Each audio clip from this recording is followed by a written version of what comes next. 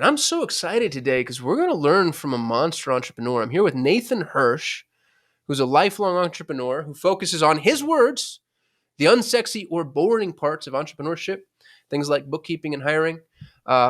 He's had an exit, which I think that's the crown jewel of entrepreneurship, is when you can build a business somebody else is actually willing to buy, which either means you're great or it's the law of the greater fool and you just found somebody dumber than you. But I have a feeling, Nathan, that you're great. Thank you so much for being on Perpetual Traffic. Yeah, thanks so much for having me. You're catching me at a crazy time. I got 2 foster kids staying with us for a week, a baby on the way, a basement being redone, but it's tough to complain. Life's good. Yeah, nothing could be more important than Perpetual Traffic, though. That's right. When's the baby due? Early August or mid-August, so we're Oh, filming this man. July 6th. Yeah, you're on the goal line, aren't you? Yeah, right at the end. It's starting to get real. Yeah. Do you know, and do you mind sharing? Is it a boy or a girl? It is a boy. And have you picked a name out? We have picked a name. I don't know if I'm allowed to share it on a podcast. I didn't Oh, well, ask then my don't. wife that. Yeah, you can't let the cat out of the bag. I don't want to get you in trouble. But coming soon. We're excited. That's awesome, man. Good for you. I know I mentioned this pre-roll, but I'm going to do it again just because they're my friends and I'm obnoxious. There's a mastermind specifically for fathers called Front Row Dads. And I wish I joined later into my journey in fatherhood, but man, what I wouldn't have given to be able to go back and just surround myself with a bunch of dudes. It's just guys that want to be better fathers and husbands. So if you're listening and you're a dad, regardless of the stage of life that you're in, go check out Front Row Dads. Shout out to John Broman.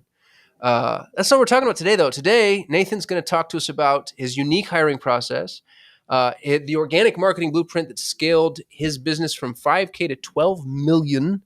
I'm reading that right, 12 million gross revenue. Correct. And we're going to chat a little bit about your exit. But first, I'm going to sneak attack you. Are you ready to get snuck attacked? Let's do it.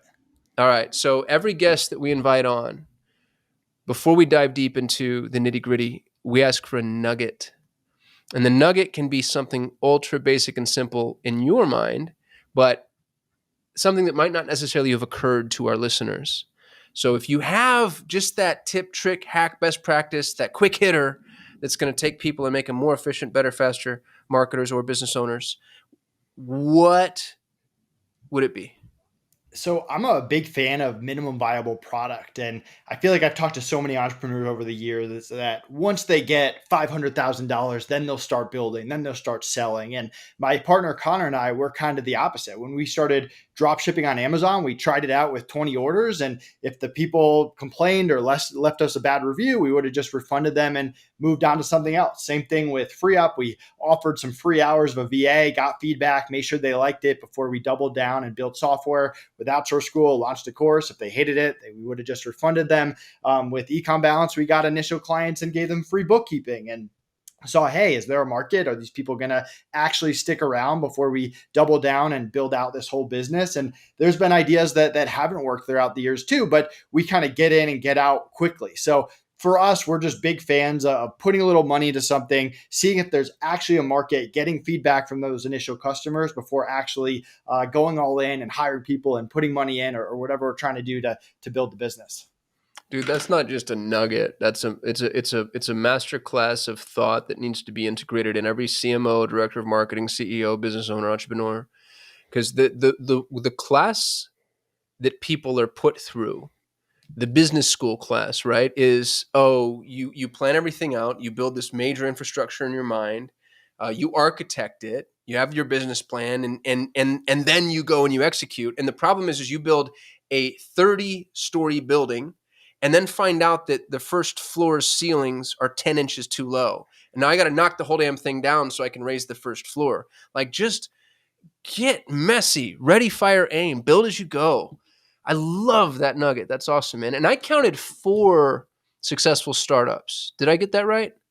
Yeah, we had Free Up. Well, yeah, we had an Amazon business that was successful in the way that we sold 25 million over 6 years. It was a major cash flow machine, but we never really sold it. Amazon became harder and we ended up just dissolving it. But we have Free Up, we have Outsource School, and then our 2 bookkeeping brands, Ecom Balance and Accounts Balance. Yeah, dude, so you're a killer. I mean, everybody, a broken clock can be right twice a day, as they say. And so when I see somebody who's done it over and over and over again, I get, one, really envious, but two, just really like impressed. You obviously see the lanes. How are you choosing these opportunities? What are the things? I know you said in your bio, you're like, I like, what did you say? Unsexy or boring parts of entrepreneurship, but that can't be all. Like, how is it that you're figuring out where you're going to go next? Yeah, so we have certain criterias that we like in a business, and we a lot of it's just brainstorming. And my partner will come over to my house and we'll sit in the backyard and throw a football around and brainstorm business ideas. But we like big markets. We never try to create the next Uber. For every Uber out there, there's 1,000 ideas that people don't actually want that there's no market for. So I mean, business owners, they need to hire, they need to do bookkeeping. It applies to almost all entrepreneurs. And then we try to just take our small percentage of the market, put our own spin on it, usually around customer service and good process and really valuing the customer's time. We like reoccurring revenue, customers that stick around. We don't want a business selling Shopify stores where you're building it one time and then you're always chasing new clients. And we want something that we think will be around in 30 years. In my mind, bookkeeping will be around in 30 years. I don't know if that's true, but we like businesses like that where the industry just isn't always changing, and we try to avoid fads and like the whatever the latest thing is. So those are just a few things we look for. And then it's kind of brainstorming and market research.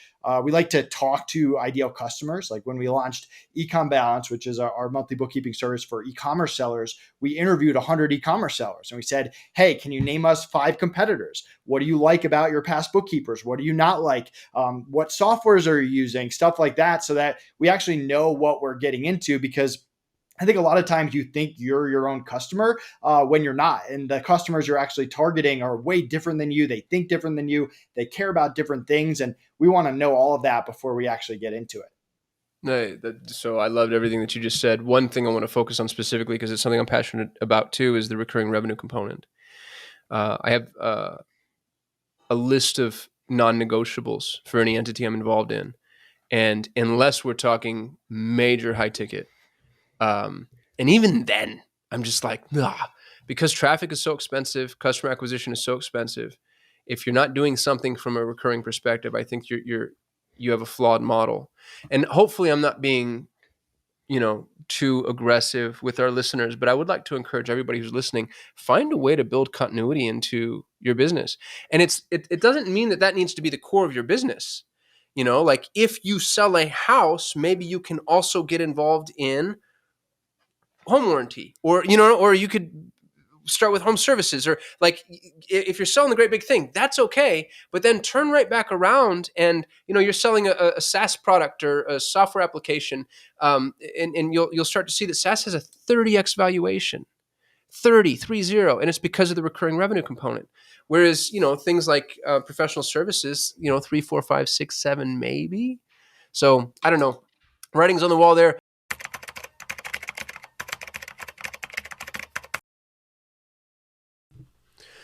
So I just celebrated 17 years in business, which is something that I'm really proud of and also makes me feel really old. But we posted one of the social graphics online, and somebody said, well, what have you learned over the last 17 years? And it was a really jarring question because it felt almost like a challenge, because part of me feels like I'm still just